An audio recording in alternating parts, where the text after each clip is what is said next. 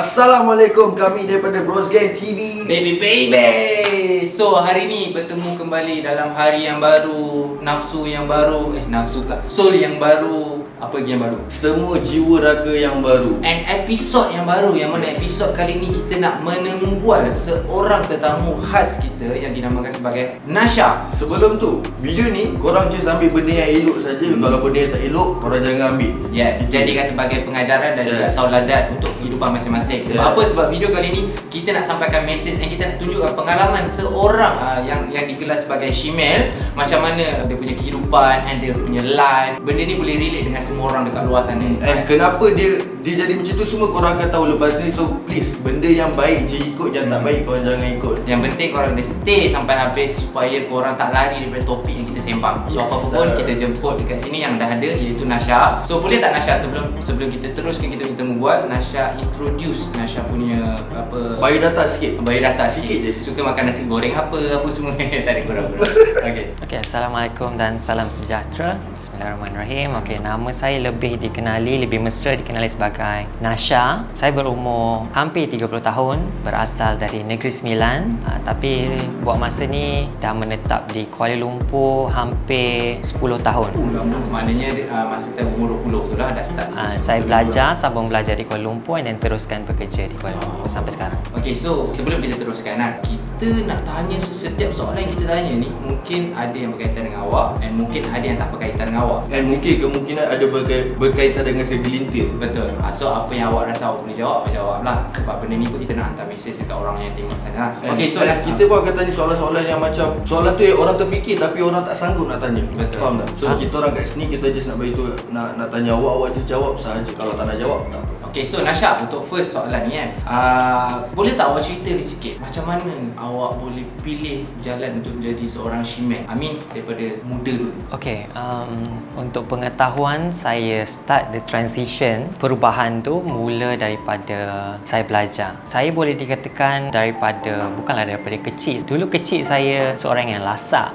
Saya minat pergi masuk hutan dengan saya ada seorang abang susuan, saya punya sepupu yang rapat dengan dia. Memang daripada kecil kita orang sama-sama pergi hutan, main lombong, pergi mancing. Tapi benda tu saya ada naluri minat benda-benda yang cantik, suka benda-benda yang cantik. Tapi masa tu saya tak berani nak menonjolkan diri. Tapi bila kita dah start belajar, saya dah belajar, sambung belajar di Kuala Lumpur, boleh kita katakan apa orang kita bahasakan benda tu culture shock. Tapi sewaktu saya belajar tu, dari situlah saya kenal hidup socialize, hidup sosial, pergi ke tempat-tempat yang tak sepatutnya. Dari situ saya mula boleh dikatakan agak liar, tapi tidaklah terlalu liar. Nak mengenal diri sendiri. To be honestly, saya ni sebenarnya sewaktu saya masih lelaki, saya tak rasa yang macam itu adalah kehidupan yang saya nak. Maksud awak? Maksud saya macam saya tak rasa itu diri saya. Tapi saya tak katakan benda itu adalah satu keputusan yang betul. Tak salah, tetap salah. Dalam agama pun kan lelaki menyerupai wanita. Tapi bila saya berpenampilan macam ni, boleh dikatakan saya punya personality lebih jujur. Saya lebih selesa dengan diri saya berbanding saya berpakaian lelaki, di mana saya rasa macam saya ni hipokrit. Saya tak terima diri saya sendiri, you know. Saya lebih suka dipandang dengan keadaan macam ni. Bukanlah saya nak bangga, tidak jauh sama sekali, saya tidak bangga. Tapi saya selesa dengan diri saya. Walaupun awak rasa macam jadi benda ni salah, awak je macam betul lah, tapi yang salah tu.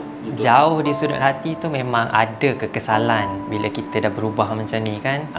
Saya pun bila kita ambil satu langkah untuk berubah menjadi, saya kategorikan sebagai maknyah lah, maaf cakap maknyah ataupun pondan, lebih familiar dengan terms tu, pondan ataupun maknyah. Dia ada pros and cons. Pros dia, kelebihan dia, you happy dengan life you suka dengan penampilan you, tapi cons dia family related. Hubungan you dengan family akan jadi bila saya start belajar tu, dari situ saya kenal, macam saya cakap tadi, saya mula bersosial. Dari situ saya mulakan transition tu daripada seorang lelaki berubah kepada lelaki yang lembut tapi memakai alat solek dan sebagainya. Slow bela rambut panjang, and then lepas dah habis belajar tu, I decided to terus bela rambut, berubah. Konsisten lah macam ni. Okay, satu soalan saya nak tanya. Okay, you cakap masa belajar you dah tukar transition slowly. Daripada belajar tu pun dah start bela rambut panjang. Okay, slow.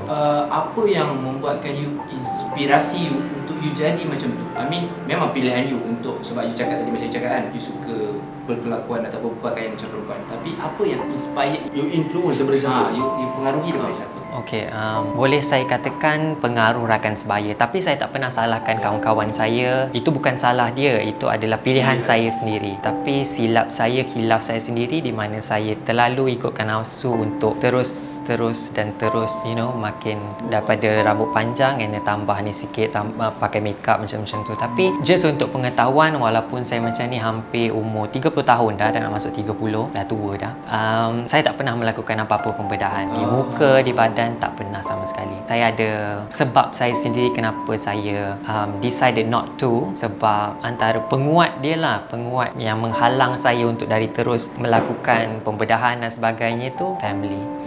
Jauh dia sudut hati, kalau ikutkan keinginan, memang nak. Bila kita tengok kawan-kawan saya yang lain, yang pondan ataupun maknyah, maaf cakap, yang buat pembedahan plastik payudara, besarkan punggung dan sebagainya, kita tengok tu, saya sebagai seorang pondan, memang kita jealous. Adalah rasa cemburu, iri hati tu bila tengok macam cantiknya dia dah buat tetek, dia dah buat body. Kita ni tak ada apa. Kalau ikutkan nafsu dan ikutkan kewangan, saya memang lebih daripada mampu. Tapi family, saya fikir family itu adalah salah satu sebab yang kenapa saya bantutkan saya punya niat tu untuk tak terus buat. So saya fikir macam saya pun dah umur dah 30, dunia kita ni pun dah tenat kan, jadi tak lama. So saya fikir macam saya pun umur dah 30, tak tahu lagi berapa lama saya boleh hidup. Jadi saya fikir macam antara salah satu sebab macam saya family, and then saya selalu terbayang kalau misal kata macam mana kalau saya mati nanti, orang nak mandikan saya, orang nak kafankan saya, tengok saya keadaan macam tu. Sebab saya ada pengalaman di mana kawan saya sendiri yang dah, tak adalah bukan kawan rapat, saya tak rapat, tapi kenalan rakan-rakan maknyah, di mana dia meninggal dalam keadaan yang dia dah ubah, operate payudara dan sebagainya, dia buat muka dan sebagainya, tapi meninggal dalam keadaan tu. Bukan saya nak mengaibkan dia, saya tak sebut nama, tapi bila saya tengok macam tu, saya terfikir macam apa perasaan ibu ayah kalau dia tengok saya mati. Kalau saya mati pun saya akan dikafankan, dimandikan ikut cara lelaki. Jadi saya fikir macam bila orang yang mandikan tu tengok saya dalam keadaan macam tu, saya fikir macam takut. Teringin, memang teringin untuk buat. Ramai je ada kawan-kawan saya yang dah ni pun lepas dah boleh travel, PKP dah tak ada, Thailand dah buka border, ada nak pergi buat tetek dan sebagainya. Tapi saya fikir macam tak apalah. Tahan nafsu tu. Okay, so Nasha, kita faham yang Nasha start macam tu. Sebelum tu Nasha, awak kalau nak cakap apa, awak cakap je. Kita tak ada filter. Awak nak cakap tetek ke apa ke, boleh cakap. Tak ada. Sebab benda ni kita memang real lah. Memang real. And kita akan sensor lah yang mana yang tak boleh tu kan. Okay, so Nasha macam ni, tuan dah faham yang Nasha pilih jalan ni sebab satu keinginan Nasha, and satu lagi circle Nasha. Benda circle tu yang menguatkan Nasha untuk berubah, betul? Okay, semasa transition yang awak nak pergi ke Shimel, awak ingat tak macam mana awak pernah melakukan hubungan seksual dengan lelaki, and pada bila waktu pertama kali yang awak melakukan hubungan? Okey, saya just nak tambah sikit tadi, kenapa, antara salah satu sebab kenapa saya decided untuk berubah jadi perempuan. Saya bukanlah anti, saya tak anti, tapi saya tak suka, kurang selesa bila tengok lelaki lembut tetapi dia menggedi, dia pakai makeup yang terlalu Saya tak judge anyone, tapi saya fikir macam dengan karakter yang macam tu saya tak suka. Jadi saya fikir macam saya tak nak jadi one of them. So that's the main reason why I decided to, kalau nak jadi perempuan, jadi perempuan betul-betul. Walaupun benda tu salah. Saya nak tekankan kat sini bukanlah saya nak cakap berubah jadi perempuan tu betul, tak. Salah, dosa tu tak dosa, tapi itu adalah jalan yang saya pilih. Okey, macam berbalik kepada soalan Hanif tadi. Harif. Kali pertama saya nak tarikh sebenar, tahun sebenar tu saya tak ingat. Tapi sewaktu saya lelaki tu saya ada kenal dengan seorang lelaki. Yang masa awak lelaki ni awak tak ada bela rambut apa semua lah awak cakap. Masa saya belajar tu saya dah start bela rambut panjang sikit. Tapi still berpakaian sebagai lelaki. Jadi ada kenal dengan seorang lelaki ni, I believe dia gay. Jadi dari situ mulanya saya kenal dia, and then dia bawa saya balik ke rumah. Tapi di Kuala Lumpur saya cuma tak berapa ingat sebab dia terlalu lama. Cuma saya berdapat bayangkan muka dia, cuma saya tak ingat nama dia. Dia bawa saya pulang ke rumah, dan bila saya di rumah dengan dia tu, dari situlah bendanya mula, di mana dia boleh katakan masa mula-mula kalau ikut kerelaan hati ringan-ringan je, tapi bila dia force untuk buat benda tu, dari situlah kali pertama saya, orang kata sexual lah. So awak top ke bottom? Saya bottom Tu macam mana? Bottom bawah lah, top atas. Tonggek tu lah. Okey, tak apa. So maknanya itu antara first. Itu adalah And antara then antara orang yang first tu berapa kali awak buat hubungan seksual? Ini dengan orang yang first. orang tu first and last. First and First and and then last. after that? Lepas daripada itu mungkin ada konteks sekejap, tapi bila dah I dah tak berubah tu terus saya tak konteks sebab dia gay kan. Okay, saya nak tahu macam mana I nak tahu macam mana, sebab kita lelaki kan, kalau kita cakap betul-betul kita ni sebenarnya lelaki, macam mana you boleh ada insting suka kat lelaki tu, you faham? Macam mana? Adakah itu datang pada naluri hati you, ataupun you macam tak tahu soalan ni nak tanya macam mana, tapi macam mana jawab? Okay, kalau macam saya personally, kenapa, antara salah satu sebab kenapa saya berubah jadi perempuan juga, saya minat lelaki yang betul-betul lelaki. I mean like bukan lelaki gay, lelaki yang suka lelaki, tak. Maskulin lah? Lelaki maskulin yang memang betul-betul orang kata straight lah. Saya minat lelaki yang jenis macam tu. That's why bila naluri kita minat dengan lelaki yang jenis macam tu, untuk attract dia orang suka kat kita, untuk berborak dengan kita dan sebagainya. Of course kalau saya berpakaian lelaki, saya macam lelaki, dia orang takkan layan. Tapi bila I start berubah tu, saya boleh katakan lebih mudah untuk saya kenali mereka, rapat dengan mereka. Mereka pun lebih selesa sebab kita berwatakkan sebagai perempuan, nampak macam perempuan. Jadi mungkin mereka lebih selesa lah sebab dia orang bukan gay kan, dia orang straight. Jadi dia, dan lagi satu, saya pula macam saya cakap tadi, berwatakkan perempuan. Macam soalan yang Anik tanya tadi, saya bottom kan. Jadi saya suka diperlakukan macam perempuan, which is saya tak suka yang kerjakan dia, tak suka macam tu.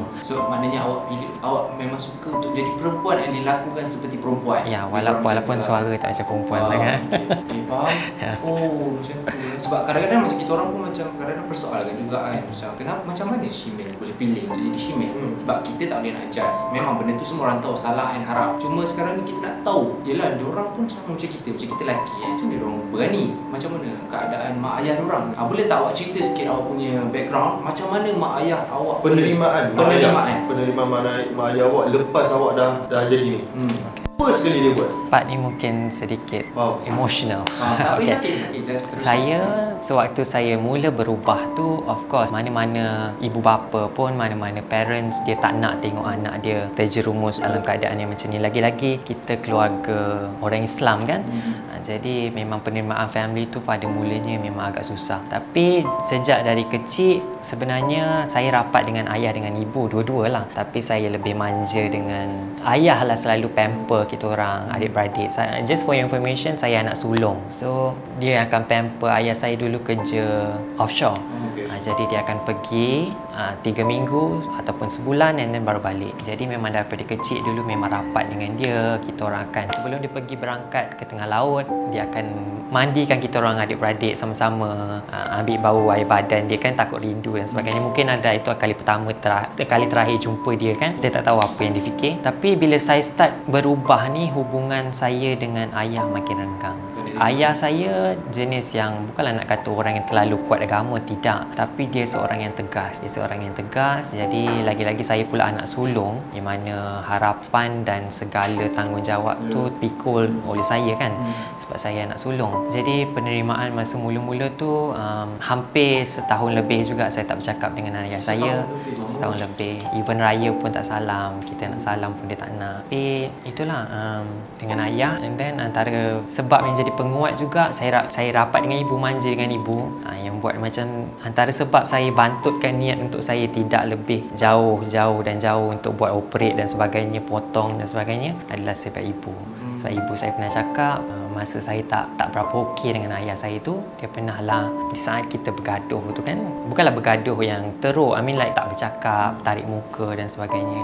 Dapat bayangkan bila kita duduk serumah dengan mak bapak kita sendiri, tapi dia refuse untuk bercakap dengan kita nak salam dengan dia pun kadang dia tak nak. Jadi antara salah satu sebabnya ibulah, ayat ibu yang saya ingat sampai sekarang, dia pernah cakap macam apa pun jadi, awak tetap anak ibu. Jadi itu adalah penguat saya lah untuk saya tak nak hancurkan lagi hati diorang. So saya fikir macam enough lah saya macam ni, cukup lah diorang dah okey, diorang dah terima. Bukanlah maksud saya terima tu diorang menggalakkan, tidak. Tapi saya tahu jauh di sudut hati diorang nak saya berubah. Tapi bila diorang dah terima saya dengan keadaan yang saya macam ni, bersyukur Alhamdulillah, walaupun hubungan tu tak serapat dulu, tapi at least bertambah baik. So masa gaduh tu you dah berapa tu, macam lepas tu you selalu balik kampung? Saya selalu balik kampung kan? Lepas pada gaduh pun masa gaduh dengan ayah pun mesti balik kampung juga kan? Masih balik. So maknanya memang tak bercakap langsung? Tak bercakap. Memang awak cuba nak salam dengan ayah? Cuba nak salam. Yang paling sedih tu bila time raya lah.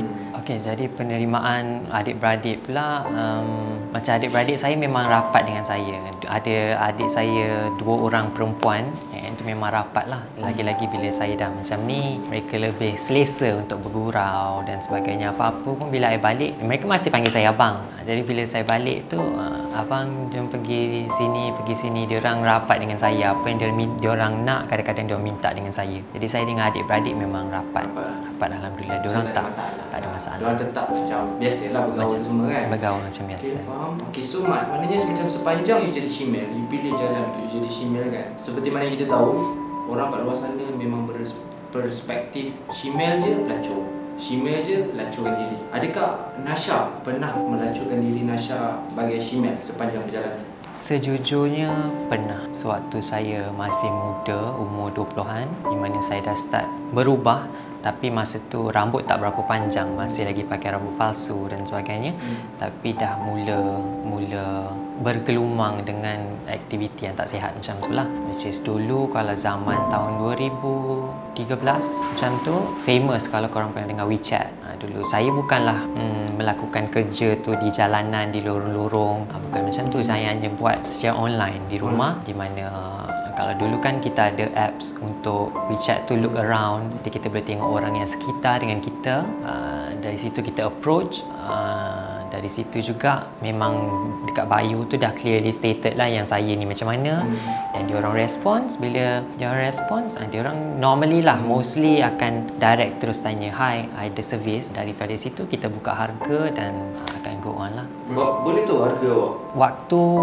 Sewaktu tu lah dalam 2013 tu, harga kita buka dalam 100 maknanya ke atas. Sekali main semua? Ya. Tempat masa tu saya di rumah sewa, saya memang duduk sendiri. Tapi ada dengan housemate lah, tapi housemate pun yang macam saya juga. Dari situlah so, dia datang ke rumah. Okay, boleh saya tanya tak, macam sepanjang you prostitute kan, pelacuran, mostly jujur, secara jujurnya orang Melayu kita ni ramai tak yang suka dengan jujur cakap je, mana yang ramai cakap je. Saya punya preferences macam tadi Harif ada tanya, apa yang membuatkan saya tertarik dengan lelaki tu. Antara salah satu faktor ataupun karakteristik yang saya suka lelaki Melayu. Jadi memang mostly saya boleh katakan dalam 95% of my regular customer dulu memang kebanyakannya Melayu. Saya jarang ambil bangsa lain. Adalah a few macam Chinese, Nigerian, tapi mostly Melayu. Memang kebanyakannya Melayu. Mostly umur apa diorang yang Melayu yang datang? Adakah dia ada yang suami, ada yang dah jadi suami ataupun yang budak lagi 20-an, belas-belasan? Okay, kalau macam untuk I punya preferences, minat lelaki yang bujang dan Melayu. Tapi bila kita buat kerja macam tu, sometimes kita tak boleh nak memilih. Dalam kepala otak memang dah set duit. Jadi boleh katakan apa yang ada tu kita ambil. Tapi regular customer I mungkin dalam umur 20-an ke 30-an, dan ada juga yang bujang, tak terkecuali ada yang dah berkahwin. Dah berkahwin pun ada? Ada. So dia bagi tahu kat you yang dia dah berkahwin apa semua? Ada yang bagi tahu dah berkahwin, tapi bila kita dah berjumpa tu mungkin ada keserasian di mana mungkin ada, bukanlah rasa cinta tak, tapi rasa macam suka. Which is mungkin dia selesa dengan kita pun selesa dengan dia, which is bila kita contact and then nanti dia akan cakap abang nak balik, saya nak balik, tapi nanti kalau dekat rumah dengan wife, tunggu saya yang contact dulu. Dia memang layan sebiji macam girlfriend scandal lah. Boleh katakan macam tu, agak special lah. Bukanlah terlalu mesra, tapi kita selesa dengan dia. Betul lah, maknanya yang kita punya berborak hari tu ni, bahawasanya kat luar sana orang Melayu kita pun ramai sebenarnya suka shemale. Tapi kita tak terdedah. And kalau boleh kita tak nak terdedah dengan benda tu, sebab benda tu haram. Memang masalah. Memang masalah. Okay, so sebelum tu, ni you jujur you nak tahu, selama you main dengan klien-klien you semua kan, you pakai kondom ke tak? Pakai. Diorang pakai kondom? Dulu, sewaktu saya melakukan kerja ni, kita dulu ada untuk golongan-golongan maknyah ataupun transseksual ni, community transseksual ni, kita ada satu foundation which is kita panggil, di mana dia bukanlah menggalakkan kita untuk buat sexual activities, tidak, tapi diorang bagi kita precaution sekiranya untuk sex workers yang nak buat macam ni, elakkan. Jika nak juga, gunakan kondom dan sebagainya. Diorang ada provide free kondom, so kita boleh terus pergi ambil dekat coket tu, pergi foundation diorang ambil. Di situ juga kita boleh buat untuk medical check up, kita boleh buat test untuk STD, HIV dan sebagainya. Diorang dengan harga yang affordable compared to dekat klinik-klinik di swasta lah. Jadi memang kondom tu memang tak ada masalah, boleh dapatkan percuma di sana. Yang first you main tu? Yang masa first saya main dengan yang gay masa awal tu, yang itu dia punya, dia pakai kondom. Dia pakai kondom dia. So maknanya sepanjang you dalam prostitut ataupun melakukan hubungan seksual, memang tak pernah langsung tak pakai kondom?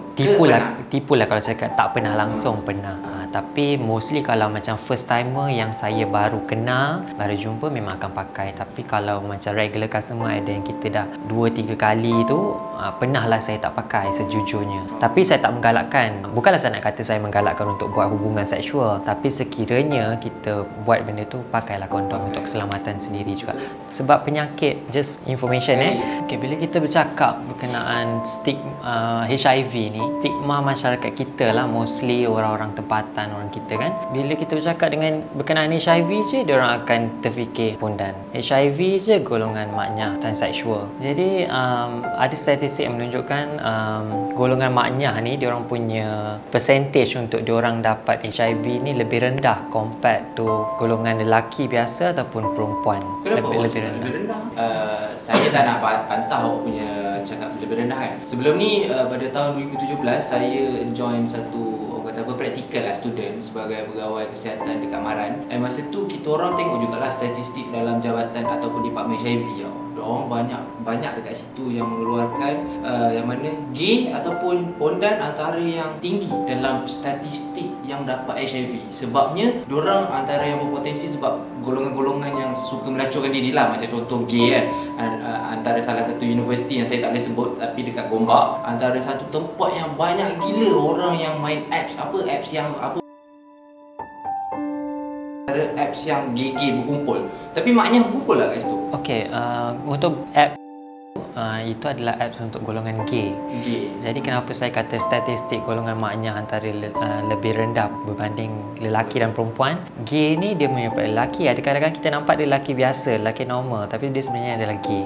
Jadi kenapa saya cakap macam tu? Bila maknyah ni, diorang banyak pendedahan berkenaan dengan penyakit-penyakit HIV dan sebagainya. Kita orang ada NGO sendiri yang mana diorang tekankan diorang bagi awareness berkenaan kesihatan. Jadi golongan-golongan maknyah ni kebanyakan, saya tak cakap semua, tapi kebanyakannya memang mengambil berat. Mereka yang melakukan aktiviti yang tidak bermoral macam tu, mostly memang diorang guna protection dan sebagainya. Tapi bila kita bercakap berkenaan apps tadi tu, contohnya, sebagai contoh apps memang khas untuk golongan gay. Golongan gay yang di mana dia memang betul-betul lelaki. Kadang-kadang kita tak tahu pondan dia tu sebenarnya gay. Bila kita tengok pondan, kita tahu pondan ni ada memang pondan lah, tertarik dengan lelaki. Tapi kadang-kadang kita nampak lelaki yang biasa tetapi dia tertarik kepada lelaki, di mana bila golongan orang yang macam tu, bukanlah saya nak kata nak tunding jari kepada mereka, tidak. Tapi bila mereka melakukan sexual orang kata activities ni, kadang-kadang mereka kerap bertukar pasangan dan sebagainya. Mungkin itu adalah menyebabkan kenapa statistik yang you cakap tadi tu lebih tinggi. Dan macam you cakap tadi, statistik tu tinggi untuk golongan maknyah dan gay dan sebagainya, lebih tinggi di satu universiti kan, pengajian tinggi. Kalau kita tahu untuk belajar di universiti macam tu, golongan maknyah tidak boleh berpakaian perempuan dan sebagainya. Jadi di situ boleh saya katakan mungkin statistik yang di universiti tersebut adalah lelaki gay, yang di mana dia berwatakkan lelaki, nampak macam lelaki, bukannya maknyah. Jadi saya tak adalah cakap maknyah tak kena, tidak. Penyakit ni tak kira lelaki, perempuan, maknyah, straight sebagainya boleh kena. Yang paling penting gunakan protection, safe sex lah. Bukanlah nak kata menggalakkan hubungan seksual, tapi jika orang kata kita terjerumus ke arah tu, untuk buat tu gunalah protection. So nak tanya, macam maknyah dengan gay, apa dia beza kan? Dia ada beza. Macam dia cakap tadi lah, gay orang yang lelaki berwatakkan lelaki. Tak, maksud aku kalau dalam seksual sama ya. Okey, so macam awak ada pengalaman tak dengan gay? Sama ada gay tu datang nak servis dengan awak ke atau macam mana ke? Boleh awak cerita sedikit sebanyak dia punya perbezaan ni? Kenapa pondan ni tak nak jadi gay? Kenapa gay ni tak nak jadi pondan? Faham tak maksud saya? Macam saya katakan tadi, kenapa pondan tak nak jadi gay? Pondan ni kebanyakannya dia orang suka benda-benda yang cantik. Dia tertarik dengan benda-benda yang cantik. Kalau gay ni, dia lebih tertarik kepada lelaki yang memang betul-betul lelaki. Dia tak suka perempuan. Jadi kenapa dia nak dengan pondan? Dia dah memang tak suka perempuan, dia suka yang betul-betul lelaki. Jadi tak logik kalau dia nak ke pondan kan. Jadi macam kalau pondan pula, kenapa dia tak nak jadi gay? Dia suka lelaki yang betul-betul lelaki, bukannya lelaki yang lelaki lembut atau dan sebagainya. Jadi bila dia nak, sebagai contoh macam saya nak tarik you guys untuk suka dekat I. You guys lelaki straight, you guys suka perempuan. Jadi mestilah I kena berwatakkan perempuan yang betul-betul look feminine supaya korang boleh tertarik. Macam itulah disebabkan itulah pondan dia tak nak jadi gay. Mostly pondan ni dia suka lelaki yang betul-betul lelaki. Jaranglah ada, bukan tak ada, tapi jaranglah lelaki pondan yang suka dengan gay. Masa saya tanya tadi kan, dalam semasa awak jalankan servis pelacuran tu, pernah tak gay datang servis awak? Pernah, ada yang pernah tanya tapi saya tak ambil. Kenapa? Sebab I'm not into them. Saya tak tertarik. Macam saya cakap tadi, kalau saya minat gay, saya takkan berubah. Saya akan terus kekalkan sebagai lelaki, tapi saya tak nak jadi one of them. Saya tak nak yang lelaki tapi pakai makeup dan sebagainya. You pernah jadi top? Sejujurnya pernah, tapi top yang atas kan? Ya, tapi I don't really enjoy that. I tak rasa pun yang, I rasa macam bila benda tu terjadi, I rasa macam geli dengan diri sendiri, macam kenapa aku macam ni? Sebab yang awak dah memang selalu bawah kan? Yeah. So macam you cakap kan, you pernah jadi pelacuran. Ini soalan ni mungkin sensitif lah, tapi kadang-kadang saya macam nak tahu, semasa awak menjalankan pelacuran sebagai shemale tu, purata sehari berapa customer yang awak dapat? Purata customer dalam sehari mungkin I boleh katakan 5 orang. 5 orang minimum. Servis 100. Depends. 100 tu minimum. Paling tinggi awak pernah dapat? Paling tinggi saya pernah dapat sejujurnya 3,000. 3,000 yang itu teman. Okey saya cerita je lah. Customer tu Chinese, tapi dia memang baik. I tak buat sexual intercourse dengan dia pun. Kita orang tak having sex, no. I just teman dia untuk dia pergi makan. Time tu pergi genting. Dia pergi genting, I tak tahulah dia main apa, kita tak boleh masuk kan. I tunggu di bilik hotel, dia pergi settlekan hal dia main judi ke apa, I tak tahu. Bila balik tu sampai ke hotel, dia bagi cash 3,000. Yang itu paling tinggi saya pernah dapat lah. Just sekadar teman dia? Sekadar teman dia, setakat macam dia cium-cium pipi macam tu lah. But I dengan warga selain Melayu, I tak pernah kissing dengan dia orang. Tapi macam mostly lah, macam rata-rata yang you servis diorang ni kan, kadang-kadang kita macam nak tahu lah, masa saya cakap tadi, sebenarnya apa yang diorang nak? Diorang ni laki, bagi pendapat awak. diorang ni lelaki, kenapa lelaki lagi-lagi macam yang ada isteri tu, dia dah ada isteri, kenapa diorang pilih shemale untuk kepuasan diorang? Boleh tak awak bagi pendapat awak kenapa diorang pilih shemale? Pendapat saya, this is my personal opinion lah. Walaupun pondan macam mana pun, dah potong macam mana pun, dia adalah hakikatnya seorang lelaki. Dia punya naluri, dia punya cara pemikiran, dia punya, lelaki lebih memahami lelaki. Jadi kadang-kadang bila lelaki dengan perempuan ni, perempuan dia lebih manja, dia lebih ada sifat clingy tu. Yang kadang-kadang bila terlampau mengada-ngada, dia je nak kita pujuk. Lelaki ni dia ada satu sifat yang mana I kenal, kadang-kadang lelaki pun dia ada sifat sisi feminin dia tau. I mean like kalau kita belajar sains pun, dalam hormon setiap lelaki ada juga hormon perempuan, walaupun tak banyak. Yang lagi obvious, yang lagi prominent, hormon lelaki. Macam saya, hormon lelaki saya mungkin lebih kurang berbanding hormon wanita, sebab saya pernah ambil hormon terapi dan sebagainya. Tapi lelaki memang dia ada sifat apa orang kata feminin tu, di mana kalau sebab itulah ada benda yang boleh buatkan lelaki ni tersentuh, lelaki ni mudah menangis. Jadi lelaki bila dia dengan transgender, dengan pondan, mungkin pondan ni lebih memahami dia, cara layanan, cara kadang-kadang lelaki, to be honest, frankly I would say, bila saya dengan lelaki on bed lah kan, kita cakap ada atas katil, sewaktu dia ranjang, kadang-kadang lelaki ni nak kita belai dia macam dia perempuan. I mean like bukanlah kita treat dia macam you cakap tadi, I jadi top di bottom, tak. I mean like kita kena belai dia tidur sambil peluk kita. Dia perlukan kasih sayang, layanan yang macam tu. Tapi bila dia dengan perempuan, dia tak dapat benda tu. Perempuan dia yang kena buat kat perempuan macam tu. Tapi bila dengan pondan, ada pondan yang layan dia dengan cara yang macam tu. Mungkin itu adalah layanan yang dia perlukan, di mana perempuan kadang-kadang terlepas pandang, perempuan tak boleh nak bagi. Mungkin sebab perempuan fikir macam, I perempuan, dia lah kena belai I perempuan, dia lah kena pujuk I kena manja dia Tapi kadang-kadang lelaki pun perlukan belayan tu. So itu pendapat. Itu pendapat saya, ya. Kita tak tahu kat luasan dia macam mana. So selama you jadi pondan ni kan, dah berapa banyak dah you dah main dengan orang? Estimate. Saya tak pernah kira, tapi boleh saya katakan lebih dari 100. So, I nak tanya satu benda je. You cakap dah lebih 100 orang main dengan you kan. I nak tanya, you punya dulu masih you ketat gila, betul tak?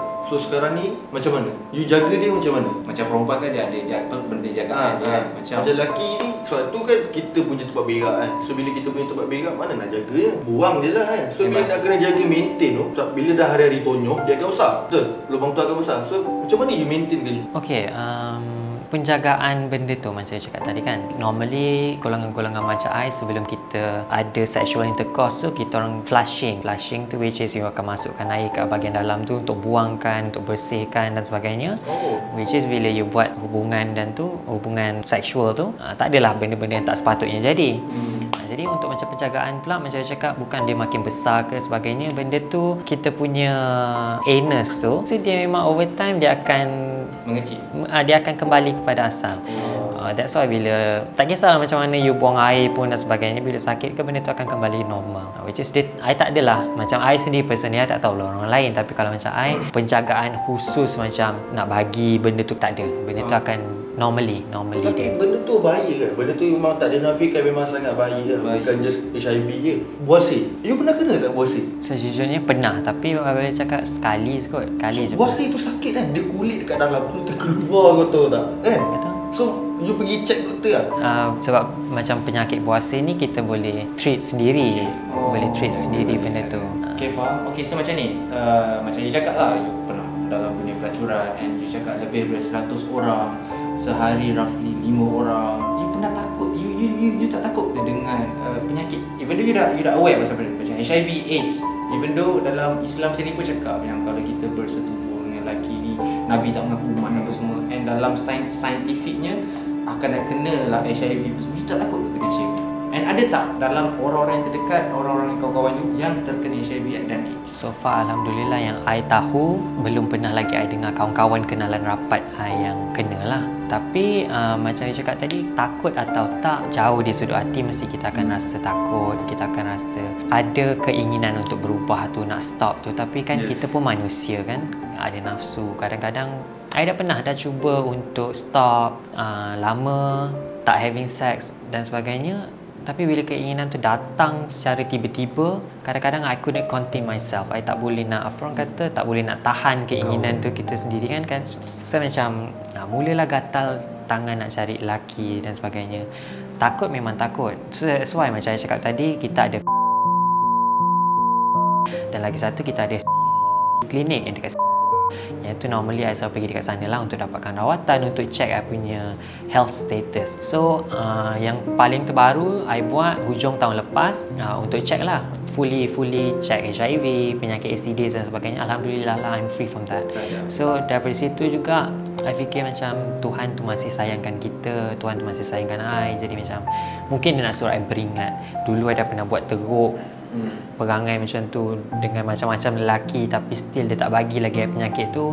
Takkan I nak tunggu I dapat penyakit tu baru nak stop kan. Jadi bila Alhamdulillah dah kita buat periodically medical check up macam tu untuk HIV. Okey, sepanjang you jadi saya tak tahu, saya dalam banyak soalan, saya teringin sangat nak tahu pasal lifestyle sebagai female prostitute ni tau. Sebab sometimes kita dengar, macam saya tengok kat artikel kan, orang cakap kadang lelaki lebih suka kepada female ataupun dan ataupun maknya disebabkan orang kata apa, kesedapan dia.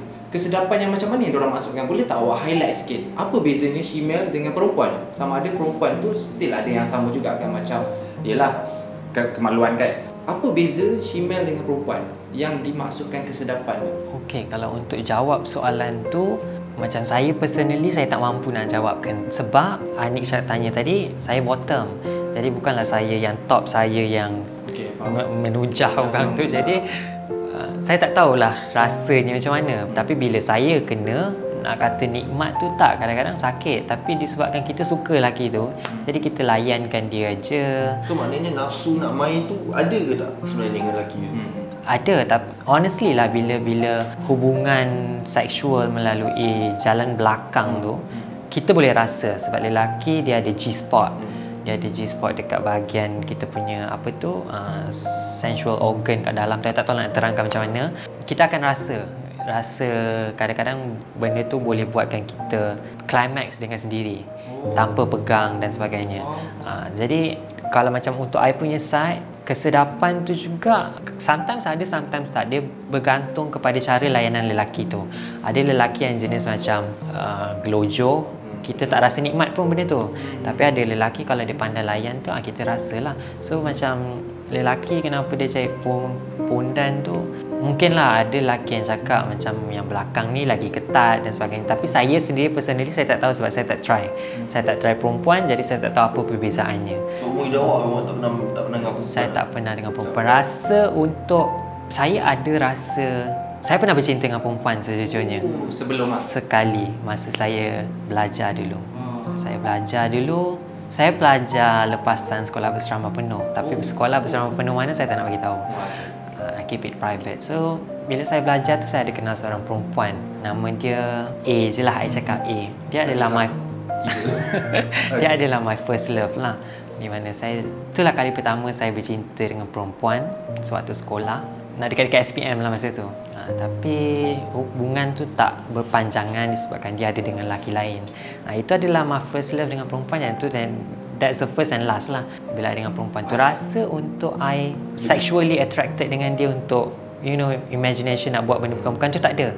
Tapi I ada rasa sayang. I rasa macam nak belai dia dan sebagainya. Itu ada rasa sayang tu. Tapi rasa untuk macam I nak main dengan dia kan, itu tak ada. So adakah disebabkan A tu awak jadi macam ni? Sebab awak cakap macam tadi, dia ada dengan lelaki lain.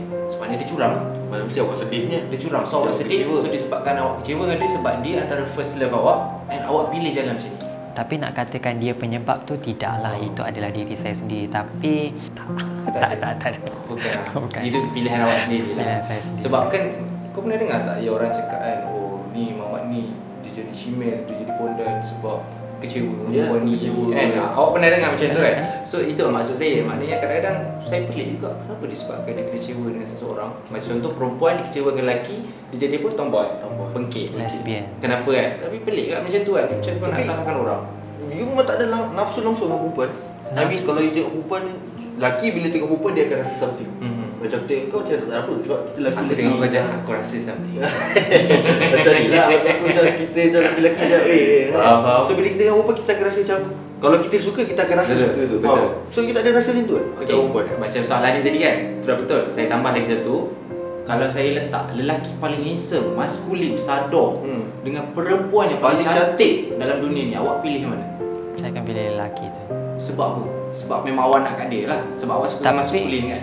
Tapi macam soalan tu depend juga. Lelaki tu kadang-kadang, because apa orang kata, beauty lies on the eye of the beholder kan. Jadi macam kadang-kadang bagi orang lain lelaki tu handsome, tapi bagi I tak. Kadang-kadang I ada satu sifat pelik yang mana I tak suka lelaki yang macam terlalu sador dan sebagainya, terlalu handsome, tak. Kadang-kadang kebanyakannya I suka lelaki yang berkulit gelap, lelaki Melayu. Mencari mana? Sudah. Saya dah pilih. Lelaki yang berkulit gelap, Melayu. And dia fresh. Kau jangan. Tapi kadang-kadang dia tak ada rupa pun, tapi disebabkan dia punya hati. Kadang-kadang pondan ni sebenarnya, contohlah sex worker, perempuan yang melakukan kerja-kerja yang tak bermoral tu, sebenarnya dia orang punya mindset ni untuk cari duit je. Tapi bila dengan lelaki yang dia betul-betul suka, dia orang bukannya nak, dia orang punya intention tu bukannya untuk seksual. Dia lebih kepada nak orang yang untuk disayangi, orang untuk dia borak, dia luahkan masalah dia bercerita, teman rapat dan sebagainya. Jadi itulah macam dia cakap tadi, kalau I diberi pilihan lelaki dengan perempuan, depend juga. Kalau lelaki tu handsome macam mana pun, tapi kalau I tak tertarik dengan dia, mungkin tidak. Tapi kalau macam perempuan, sexually attracted tu tak, tapi untuk suka tengok dia, nak kenal dia rapat tu mungkin ada. Macam I tak pernah having sex dengan perempuan, tapi I pernah make out, macam cium, kiss dan sebagainya dengan tomboy pernah. Tapi dia dah memang nampak macam lelaki, tetapi untuk sexual tu memang I tak boleh, sebab I tahu dalam fikiran I dia ni sebenarnya perempuan. Jadi memang tak pernah dengan perempuan. Sebab at the end of the day kan, you still lelaki tau. Betul. Still lelaki, so takkan tak ada sikit pun perasaan macam dengan perempuan tu you rasa macam nak dengan perempuan. Faham tak? You faham tak soalan dia? Aku rasa sebab macam dia cakap dia suka kat lelaki, dia dah tertarik lelaki, and then benda tu dia keep follow the flow dah bertahun-tahun. Lepas tu nak pergi ke sana susah. So memang tak ada sikit dah. Untuk sexual memang tak ada. Tapi kalau untuk rasa sayang tu Ada lah. InsyaAllah jika diberikan peluang, dibukakan. Kita tak tahu kan in future kan, mana tahu Allah tu nak bukakan hati I, tiba-tiba suka kat perempuan tu, and then disebabkan dia I berubah ke kita, who knows kan. Tapi kalau untuk rasa sayang tu, InsyaAllah I ada lagi rasa sayang untuk sayang seorang perempuan. Tapi sexual tu belum ada lagi. I tak pernah terfikir pasal tu. Kita nak tahu pendapat awak ataupun pengalaman awak. Macam contoh kan, pondan. Bila kita sebut pondan, of course dia berpakaian seperti perempuan. Macam mana dia punya cara, macam pergi ke mall, dia orang pergi tandas mana, dia orang tak rasa ke yang sebenarnya dia orang ni lelaki, dia orang tak boleh masuk tandas perempuan. Itu salah satu benda yang salah lah. Lelaki nak masuk tandas lelaki, betul. Tapi memang masuk tanda lelaki pun kan, pondan kan. Kalau macam saya personally tandas sebab banyak perempuan. Masuk tandas perempuan. And then lagi satu, macam mana pula dengan keadaan, maaf lah kalau mungkin soalan ni sensitif untuk awak, tapi kita nak tahu, kita curious nak tahu berkaitan dengan solat awak. Adakah semasa awak berpakaian seperti perempuan ataupun berambut panjang, pernah ke awak pergi solat di masjid ataupun tak pernah? Ataupun surau ke, pergi dengan keadaan macam tu, atau pakai baju Melayu ke, pernah? Kalau macam you tanya tadi, kita orang punya normal life untuk pergi ke mall dan sebagainya, kita macam berpakaian macam perempuan, masuk tandas perempuan dan sebagainya. Orang dalam tak pernah pelik? Ada pandangan sinis masyarakat tu sememangnya ada. Stigma masyarakat tu. Tapi it depends on how kita handle benda tu. Kadang-kadang masyarakat kita ni bukanlah nak kata dia terima, mereka tak terima, tapi mereka tak adalah juga macam tiba-tiba nak marah kau tanpa sebab. Kebanyakan transgender zaman sekarang ni kadang-kadang ada yang berperilaku tak sopan, berpakaian yang terlampau, menjolok mata. Kita kena faham bila kita pergi tempat-tempat public macam tu, ada kanak-kanak kecil, mereka yang berkeluarga, kanak-kanak. Jadi mungkin ada kanak-kanak yang mungkin dah memang sejak azalinya lembut. Jadi bila dia tengok kakak yang jenis pondan macam tu, dia fikir macam, dah hati dia mungkin terfikir macam cantiknya kakak ada satu, you know, it's a bad influence. Saya tak adalah kata, you know, bukanlah nak kata boleh, salah tetap salah. Tapi kalau misal you nak pergi ke tempat-tempat macam tu, even berpakaian perempuan, kalau boleh macam try untuk tidak terlalu menjolok mata. Sebab kita kena faham juga, kita ni negara Malaysia beragama Islam. Jadi ke mana pun kita pergi, kalau kita berkelakuan baik, kita tak ada buat perkara-perkara yang menyakitkan hati orang, yang buat tak tentu orang, tiba-tiba pergi mall berjoget dan sebagainya, masyarakat pun nak marah you tak ada sebab. Hanya disebabkan you berpenampilan macam tu. Kalau perangai you okey, I believe masyarakat boleh terima. Mereka malas mungkin mendoakan you. Tapi bila you buat perangai macam tu, jenis macam kinja-kinja, you know, orang pandang serong, jadi you memang dah menyakitkan hati dia. dia tengok pun dia dah tak suka, dia lagi jadi menyampah. Itu boleh menyebabkan lagi masyarakat benci dan benci dengan pondan ni. Okay, dari segi solat? Okay, macam saya tanya tadi, dari segi solat, kalau macam saya personally, macam saya cakap tadi dari awal, saya tak pernah buat apa-apa pembedahan dekat muka, dekat badan dan sebagainya. Even tindik pun saya tak ada. Saya seorang yang takut dengan darah. Belum lagi dan insyaAllah lah dikekalkan istiqamah untuk tidak terus buat benda tu. Keinginan tu ada, tapi I fikir macam tiada keperluan untuk I buat titik dan sebagainya. Macam saya cakap tadi, I pun sekarang dah tak ada melacur dan sebagainya. Jadi untuk I buat titik tu, I nak tarik siapa, I pun sebab I pun umur dah 30, dah makin tua. Jadi I rasa macam tak apalah, duit-duit tu gunakan untuk ke jalan yang lebih baik dan sebagainya. Dan untuk solat pula, macam saya tanya tadi, kalau I solat personally, macam saya ni hanya ada rambut, saya cabut makeup apa semua ni, kuku ni pun semua temporary je, so boleh buang. Jadi macam solat macam lelaki. Rambut saya hanya kena ikat. Tapi I ada dengar juga, kalau misal kata rambut untuk pondan jika nak solat, untuk lelaki jika nak solat, lelaki yang berapa panjang elok dilepaskan. Jadi bila kita solat tu, sujud tu, rambut tu ikut sujud sekali. Tapi I ada tanya juga pendapat orang yang lebih arif, kalau rambut panjang ni macam mana. Dia kata sekiranya benda tu mengganggu solat you, boleh ikat. Tapi ikat bawah je, janganlah kau ikat ponytail pula tiba-tiba kan. Okay, so apa pendapat awak pula macam contoh transgender celebrity lah, macam mana kita tahu lah kan, yang mana orang yang pergi duduk Australia, ada yang dia duduk dekat Sarawak, yang ada kes viral apa semua kan. Lagi-lagi yang viral dekat Instagram, yang mana pernah sekali tu Shimel ni, tak nak sebut nama, dia macam mengajak budak lelaki live dengan dia macam makan ubat, cacah, lepas tu berjoget dekat live, and viral, tunjuk titik apa semua tu. Apa pendapat you dekat golongan-golongan macam ni? Adakah dia bagus untuk masyarakat ke tak sebenarnya? Okey, kalau ikutkan, jadi diorang ni public figure, kenali ramah. Jadi cuba bayangkan, dalam berjuta-juta followers you tu, bila you buat benda yang tak bermoral, dalam berjuta-juta tu ada yang maki you. Jadi kata-kata diorang tu adalah doa. Jadi benda tu berbalik kepada you. Jika you ada niat nak berubah, tapi bila you buat benda-benda yang tak betul macam tu, orang mendoakan you, benda tu effect you punya life. Jadi bila I believe dalam setiap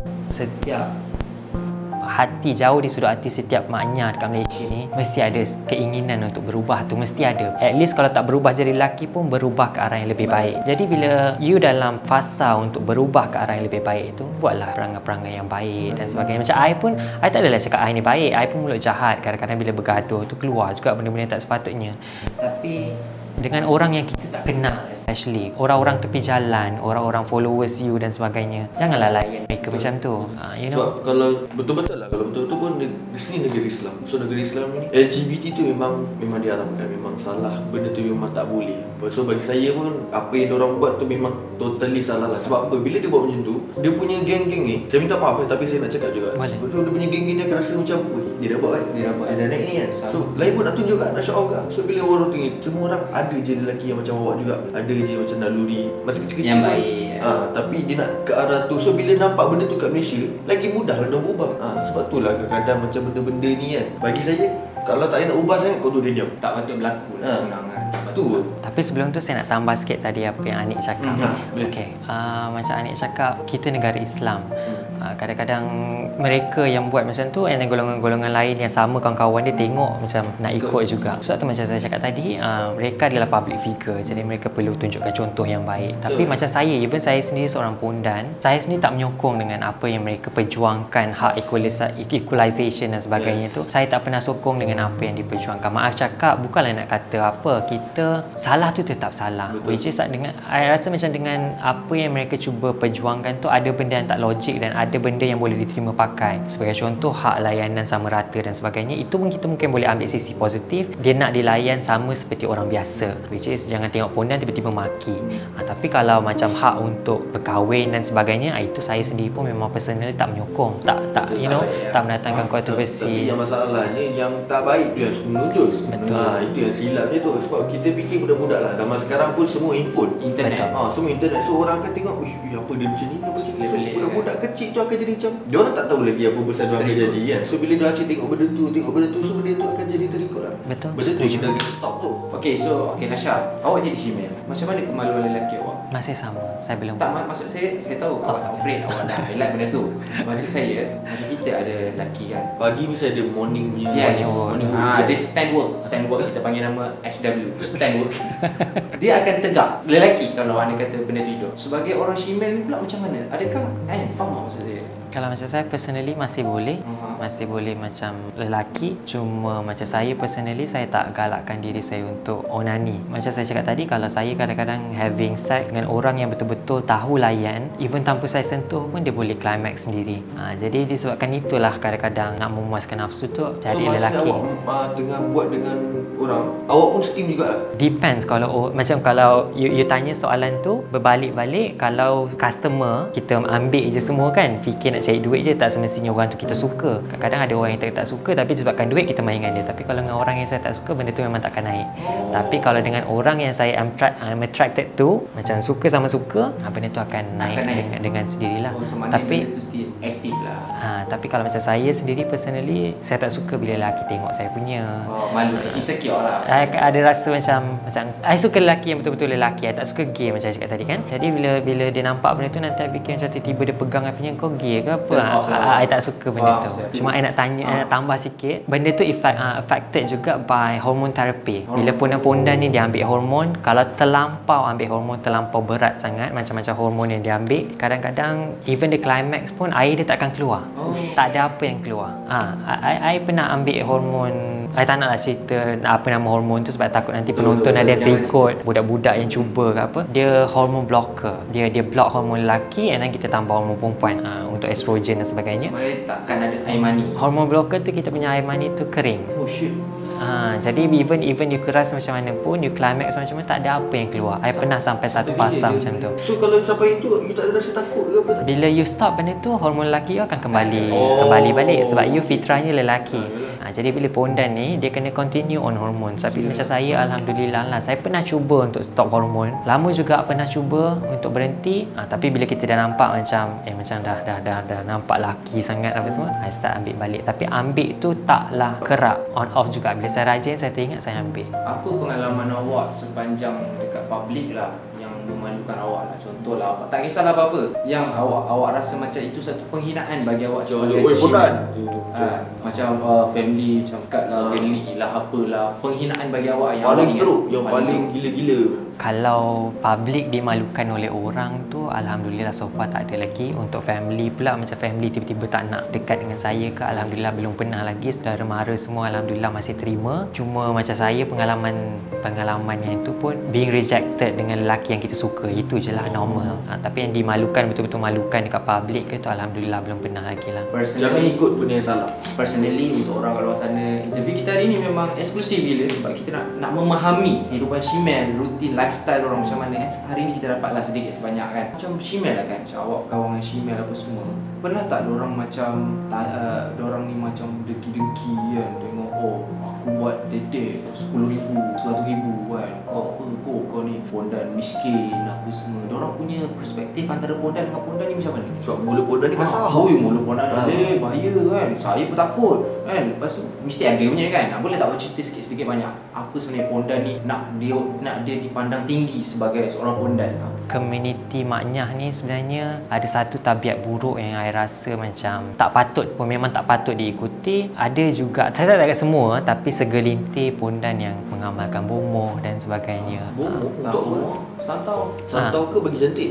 Bagi cantik pernah ada, bagi cantik ada, bagi untuk orang tengok dia sentiasa cantik, untuk pikat orang dan sebagainya. Itu shortcut ada. Even saya, macam saya sendiri pun, saya ada pengalaman. Bukanlah nak membuka aib sendiri, tidak, tapi untuk ambil pengajaran oleh orang luar-luar yang penonton mungkin boleh ambil pengajaran. Di mana saya pernah ikut someone, saya tak naklah mention nama siapa, someone pergi jumpa bomoh orang asli dekat Pahang, dan benda tu sampai hari ni saya masih menyesal sebab hidup suai lepas tu. Memang hidup suai. Ambil benda tu katanya untuk ong lah, ada ong dan sebagainya.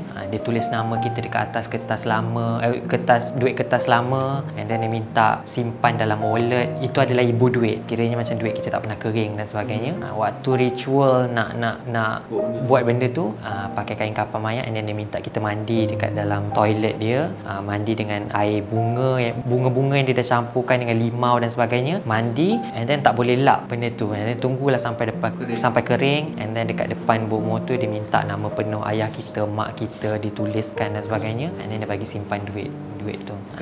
Kesan dia memang hidup memang suai. Saya pernah ada zaman kejatuhan di mana saya rasa down, pernah terfikir untuk bunuh diri dan sebagainya, pernah setahun tak bekerja, saya habiskan simpanan saya dekat 30,000 tapi saya tak nampak duit tu ke mana.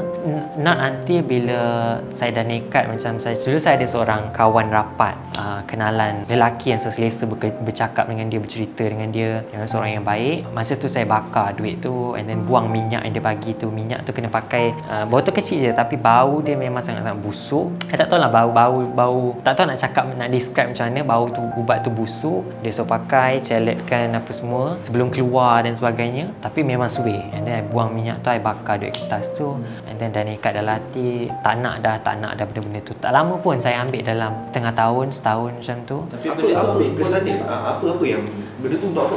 Benda tu ibu duit. Kira macam kalau contohnya macam duit tak putus dan sebagainya, benda tu memang kena ada sentiasa dalam wallet, and then sepatutnya benda tu katanya tak boleh masuk dalam toilet dan sebagainya, pantang-pantang dia benda macam tu. Tapi saya tak nampak pun kesan baik daripada situ. Hidup suai lagi adalah benda tu memang tak elok suai lah hidup. Kita kena percaya dekat Allah. Awak rasa lah kan, sepanjang awak jadi pondan dah lebih dari 10 tahun. Tak sampai 10 tahun. 10 tahun lah. Lebih kurang. Lebih kurang 10 tahun. Awak bangga tak dengan diri awak? Sejujurnya deep down nak kata saya bangga tu tidak. Bangga dengan orang yang saya ni pondan tu tidak. Kadang-kadang bila orang tengok saya ni seorang yang bukan saya nak kata saya extrovert, introvert pun bukan. Saya suka bercakap dengan orang, suka berhadapan dengan orang untuk bercakap, tapi bila orang pandang saya, contohnya saya pergi ke mall and then semua orang pandang saya, kurang selesa dengan benda tu. Saya tak suka orang tengok saya, pandang saya secara sinis. Saya tak suka benda tu. Jadi nak kata saya bangga dengan diri saya tu tidak. Tapi untuk orang ambil sisi positif dari sudut mungkin cara saya simpan duit, cara saya cari duit, kerja dan sebagainya, tapi saya cari duit dengan cara yang kerja tetap dan sebagainya, itu mungkin saya boleh katakan saya sedikit bangga, even though macam tanpa bantuan, bukanlah nak cakap tanpa bantuan, sebenarnya berkat doa ibu bapa juga kan, tapi dengan usaha sendiri, walaupun saya pondan, saya boleh survive. Yes. Macam nak dapat kerja semua susah ke senang sebagai shemale ni? Saya rasa macam susah sebab apa? Macam kita tahu company, diorang nak tengok karakter, diorang nak tengok personality apa semua kan. Male, female, complicated. So you pilih complicated lah. Dia ada tulis tiga Tak gender. ada male dengan female dia gila. Tak ada complicated kau dia. Okay, macam awak nak pergi bekerja kan, susah tak sebagai shemale untuk kita nak approach dekat company ni? Sejujurnya untuk cari kerja tu bagi golongan macam I memang sedikit susah. Sangat susah. Pernah rasa down, hantar resume dekat macam-macam company, tapi bila interview tu, I selalu bila interview akan tanya, soalan yang I akan tanya, adakah company ni accept transgender untuk bekerja di situ. Kalau mereka kata mereka terima, baru saya akan proceed. Sebab kadang-kadang macam saya cakap tadi, dalam company ni kebanyakannya pekerja dia ada golongan boomers, makcik-makcik, orang yang dah berumur, lagi-lagi yang bahagian head department tu kan, orang-orang yang dah banyak pengalaman. Jadi kadang-kadang konflik di tempat kerja tu juga, politik tempat kerja, sebab kita kena ambil kira. Kadang-kadang ada orang yang tak boleh nak terima bekerja dengan pondan, bekerja sama dengan pondan dan sebagainya. Jadi boleh saya katakan kalau saya hantar resume 10 tempat kerja, mungkin yang akan panggil untuk interview tu 2 je. Jadi memang sedikit susah. Itu satu benda yang susah lah untuk kehidupan sebagai shemale lah kan. Tapi tu lah, macam kita orang ni tak ada lah jenis yang nampak pondan terus macam kau ni bodoh. Bukan macam tu. Sebab tu kita ada awak hari ni. Sebab kadang-kadang kita orang nak tahu lifestyle orang ni macam mana. Honestly pun kita orang sebenarnya kita memang tak support LGBT, memang tak suka LGBT. Betul. And then kita macam, kita nak tahu, kita nak masuk ke dalam live diorang. Nak tahu kenapa Kita nak tahu macam ni. So kita dapat tahu lah macam ada setengah orang lain-lain lah.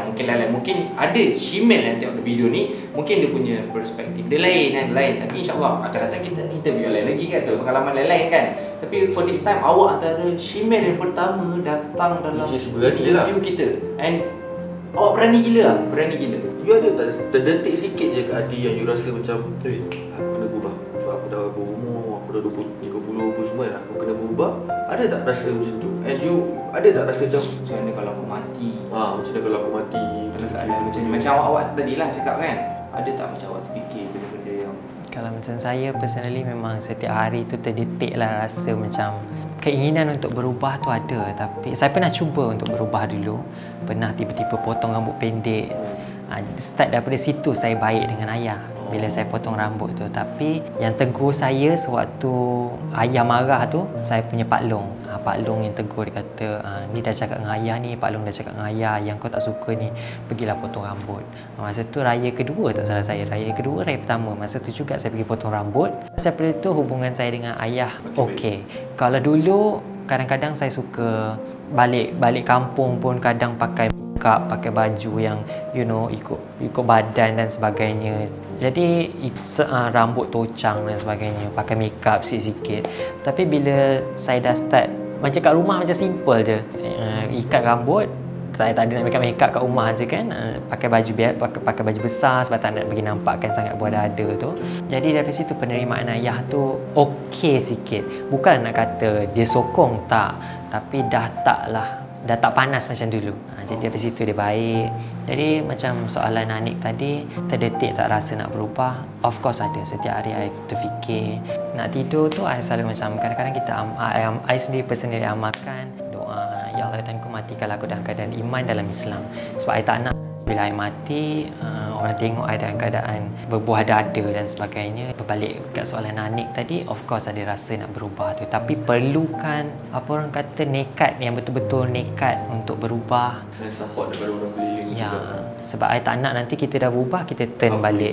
Jadi sebab I fikir kalau betul saya nak berubah, saya nak berubah betul-betul. Tapi kalau soal kahwin, memang saya tak pernah terfikir untuk berkahwin. Cuma saya pernah terfikir, misalnya kata kalau aku berubah satu hari nanti, aku teringin ambil anak angkat. Teringin ambil anak angkat, tua sama-sama jaga dengan dia sampai tua. Itu je lah. Belum pernah terfikir buat masa ni lah. Tapi tak tahu in future, mungkin orang yang tengok mendoakan ke kan, tiba-tiba I buka hati. Okey, saya nak tanya satu soalan. Mak ayah awak masih hidup? Hidup lagi. Macam awak cakap tadi, ayah awak ni tak suka awak jadi macam ni. Cuba bayangkan, ini saya punya pendapat lah. Kalau anda kata satu hari nanti ayah awak meninggal, katakan ayah awak tak ada satu hari, sebab kita makin lama makin tua, mak ayah kita pun kita tak tahu sampai bila hidup kan. And then dia pergi, awak rasa macam mana awak punya perasaan? Awak rasa sebab awak tak dapat nak bahagiakan betul-betul bahagia macam mana yang dia nak awak membesar, awak rasa macam mana? Tekilan tu memang tekilan dengan diri sendiri kan. Sebab bila kita tengok, kadang-kadang bila tengok dekat social media, orang sambut birthday dengan Okay, slowly. Kalau awak boleh cerita tak apa, kalau tak ada tak apa. bila tengok dia orang sambut birthday dengan family, I mean like bila tengok dia mesra dengan ayah dia apa semua kan, post gambar budak lelaki dengan ayah dia macam kawan, boleh borak dan sebagainya. Rindu benda tu, rindu, rasa macam pernah terfikir macam how I wish kalau I boleh putarkan balik masa kan. Tapi itulah, kadang-kadang hidup ni kita nak puaskan hati semua orang susah. Sebab saya pun ada keinginan saya sendiri dan sebagainya. Sebab itulah antara salah satu sebab kenapa saya tak nak buat titik dan sebagainya. Sebab saya fikir ayah saya yang dia dah boleh terima aku dengan keadaan macam ni. Kenapa aku nak pertaruhkan benda tu, buat titik, nanti dia lagi marah hubungan aku dengan ayah. Sebab at the end of the day, nanti kalau you susah macam mana pun, family je yang ada dengan you. Jadi itu adalah antara salah satu sebab penguat kenapa I tak nak buat titik dan sebagainya. Kalau ikutkan keinginan memang nak, tapi itulah, You kalau buat, you membazir, you berdosa. Semua, so better you janganlah buat. Better you macam ni. Tapi kira at least bagus lah, dia tadi ada macam Perasaan nak berubah. Perasaan nak berubah, which is okay lah, good things take time lah. Macam awak kan, macam tadi awak dah jawab soalan tu, awak rasa awak boleh berubah tak sebelum ayah awak pergi? Mungkin soalan saya ni sensitif sebenarnya, tapi the real fact yang kita kena terima ialah of course kita nak the best untuk parent kita. Kita nak tunjuk dekat orang sebelum diorang meninggal yang kita mampu buat apa yang diorang nak ataupun mau apa yang diorang happy. Kita boleh puaskan hati dia. Kita boleh, at least kita banggakan dia. So mestilah you ada rasa macam you nak benda tu juga kan. So you tak ada rasa macam sebelum dia tutup mata Aku nak kena berubah. Pernah terfikir macam tu, tapi saya belum betul-betul sedia untuk terus balik potong rambut, belum. Mungkin benda tu perlukan slowly, perlukan masa. Mungkin daripada potong rambut pendek sikit. So bila I kurang pakai makeup, pakai baju besar-besar, so bila ayah boleh terima tu, I bersyukur. Memang bersyukur walaupun hubungan tu taklah semesra dulu, tapi at least it's getting better. Daripada dulu dia nak salam I pun tak nak, tapi bila dah terima bila balik kampung tu kita salam, nak peluk dia, dia tak adalah jauhkan badan ke, tak ada. So alhamdulillah lah, rasa niat tu nak berubah tu ada, doakan yang baik-baik lah, insyaAllah kita semua. doa yang terbaik lah kan untuk awak apa semua. Kita dah faham lah apa semua tu kan, apa lifestyle awak, pengalaman awak, apa Semua awak dah cerita dah. A sampai Z awak dah cerita dah. Sekarang ni kita nak tanya, nak bagi tahu awak lah, awak ada tak nasihat dekat mereka kat luar sana? Mungkin ada budak yang berumur 17-18 tahun yang masih lagi menjadi seorang lelaki. Sebab budak sekolah, budak kecil pun ada je lembut. Betul. Ya, sila lembut. And diorang mungkin jadikan idola, and diorang nak jadi macam mana awak. Jadi awak, apa nasihat awak dekat diorang sebenarnya? Berdasarkan pengalaman awak lah apa semua, apa yang awak nak bagi tahu dekat diorang? Satu je lah nak pesan kepada orang yang mungkin budak-budak lah, especially budak yang mungkin baru nak mencuba ataupun nak try nak jadi pondan dan sebagainya kan. Kalau boleh jangan, sebabkan dalam kehidupan sebagai seorang maknya ni tak ada apa yang indah pun sebenarnya. Kita penuh dengan pandangan sirong orang, and then you pun nak kata tenang memang tak tenang pun, sebab kita hidup dengan keadaan macam ni kan. Berpakaian perempuan sentiasa berdosa. Even saya datang ke interview ni pun berpakaian macam ni pun berdosa. Jadi saya fikir macam kalau masih belum terlambat, you masih lagi lelaki, belum berubah, tak perlulah fikirkan mak ayah. And then you kena fikir bila you nak jadi pondan ni, terlampau banyak halangan dan rintangan. Komitmen you dari segi wang ringgit, and then you kena risikokan hubungan you dengan family. Kadang-kadang ada kawan-kawan saya yang bila dah jadi pondan, family tak terima, balik kampung tak balik kampung, duduk KL raya sendiri. Jadi kalau anda rasa sanggup nak hadapi semua benda tu, kalau rasa dah nekat, buatlah. Tapi kalau you tanya pendapat I, jangan. Sebabkan satu, benda ni salah memang tetap salah. And then you kena faham, apa jadi pun secara fitrahnya you adalah lelaki. Even you bercinta macam mana pun dengan lelaki you pun, pasangan you pun, you ada tetek macam mana pun, you cantik macam mana pun, you tak boleh berkahwin. At the end, lelaki tu akan tetap jadi perempuan sebagai pasangan hidup dia. You adalah bersendirian. Jadi berbaloi tak dengan apa yang you dah risikokan tadi? Family dah hilang, kau punya lelaki pula kau tak boleh nak kawan dengan dia, kau pondan. Macam tu lah sampai ke tua. Pesanan I untuk adik-adik kat luar sana, janganlah belajar makan-makan hormon ni, tak elok pun untuk badan. Macam-macam side effect lah, you akan rasa lemah, rasa emosi tak stabil dan sebagainya. Elakkan, tak elok untuk kesihatan. Jadi pucuk pangkalnya jangan jadi pondan. Thank you so much Nasha atas perkongsian awak hari ni. And secara personally saya respect awak. Saya respect awak sebab awak tetap, orang kata apa, sama juga macam kita semua manusia semua. Tapi awak berani, awak mengaku awak real. Awak real, awak bagus real. So kita pun sangat mengalu-alukan kepada mereka yang nak share apa semua. And lagi-lagi ini first time kita rasa macam kita dapat masuk ke kehidupan Shimel sekejap. Walaupun kita bukan Shimel, tapi kita faham. Bayangkan ni, kita nak cari kerja, orang reject, company reject. Kerja semua tak kisah, yang penting keluarga boleh penting. Kalau mak bapak tak terima, ya Allah, hidup keberkatan hidup tu tak ada, susah kan. So bagi kita orang appreciate sangat-sangat, kita orang doakan Nasha supaya dipermudahkan semua. So korang juga kat luar sana, please yang tengok video ni, doakan Nasha supaya dia lagi cepat nak berubah. Nak berubah, kita doakan yang baik-baik. And pada korang kat luar sana, kalau korang nampak Shimel kat tepi-tepi jalan, nampak Shimel kat dalam mall, dekat mana-mana sekalipun, korang jangan pandang serong, jangan pandang hina, sebab kita tak tahu diorang mungkin orang punya perubahan tu lagi baik daripada kita tak tahu. Kalau kau nak tegur pun kau tegur elok. Tegur baik-baik. Paling penting doa lah, doa paling penting. Sebab kita tak boleh pandang serong diorang. Yes. Tak boleh. Mana-mana pun lah, tak kisahlah pondan ke orang kurang upaya ke. Yes. Diorang mana-mana. macam dalam Islam sendiri, pondan tetap dosa. Nabi tak mengaku umat. Betul. Benda tu kita tak boleh nak tipu. Kita yes, kena terima. Kita kena terima bahawasanya salah tetap salah, haram tetap haram. Tetapi kita sebagai lelaki pure, sebagai perempuan pure, kita kena respect diorang, kita kena bagi nasihat baik-baik. Bagi dia bukan kita galakkan. Tak. Kita Kau tak bagi galakkan. nasihat cara yang elok. Bukannya Cara kau yang pergi ponda nama benda lah. Kau jangan macam tu. Kepada budak-budak yang tengok video ni, kalau korang nampak maknya ke apa, korang janganlah jerit je jauh. Maknya boru bapuk. Jangan. Korang kena respect diorang sebab diorang pun ada perasaan. Tengok macam mana Nasha bercerita kita hari ni, kita boleh faham bahawasanya Dia sendiri nak berubah. Dia Yes. sendiri nak berubah, and InsyaAllah kalau korang doakan dia lagi, maybe lepas ni dia terus berubah dengan Aku yakin bukan dia saja nak berubah. Ramai lagi shimel-shimel kat luar sana nak berubah. And kita orang doa yang terbaik pada mereka yang tengok, mungkin ada yang shimel yang tengok ni. Kita doakan awak yang terbaik. Orang kena stay strong. And Nasha, stay strong sekali lagi. And terima kasih sebab sudi share pasal live you. Semoga kita jadikan benda ni sebagai pengajaran lah. Semoga apa-apa pun itu sajalah Nasha. So thank you so much sekali lagi, and hopefully kita dapat jumpa lagi lepas ni. So guys, make sebelum sure tu jangan lupa like, share, subscribe comment, video ni, subscribe. and please jangan nak part 1 2 3 ya. Jangan post dekat TikTok. Aku tak jangan suka. nak part 1 2 3 ya kat TikTok. Jangan, tolong. Mereka yang tengok video ni, jangan post Nasha bercakap part 1, lepas tu komen part 2, part 3. Tak nak, please. Kau post satu video seminit, lepas tu kau tulis nak tengok lagi, tengok dekat YouTube. Tengok kat YouTube bro sekali. Please respect. Ini karya kita, ini effort kita panggil susah orang. tau Cik Nasha tau. Kau ingat senang-senang ke? Tak malah nak cakap banyak kan. Jadi cari orang sampai rumah. Apa-apa pun kita jumpa lepas ni. Ciao. Assalamualaikum.